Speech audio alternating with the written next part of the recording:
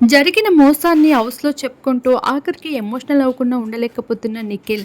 అందరికీ తెలిసిన విషయమే. ఇప్పటికే 'బిగ్ బాస్' హౌస్‌లో ప్రతి ఒక్కరు కూడా తమ పాస్ట్ కోసం మాట్లాడుతూ ఎమోషనల్ అవుతూ ఉన్నారు. అందులో భాగంగానే మణికంఠ సైతం నామినేషన్ ప్రాసెస్‌లో ఎంతలో బాధపడ్డాడో మనం చూస్తూ వచ్చాం. ఇప్పుడు నిఖిల్ భార్య వచ్చినట్లు తను కూడా చాలా బాధపడుతూ ఒంటరిగా ఏడుస్తూ కూడా కనిపించాడు. ఇకపోతే సోనియా దగ్గరికి వెళ్ళి ఏడుస్తూ ఉంటే ఏమైంది అని నిఖిల్‌ని అడగ్గా, "ఏం చేయమంటావు? నేను 5 ఏళ్ల పాటు ఒంటరిగా బతికాను. ఎటువంటి తోడు లేకుండా ఉన్నాను.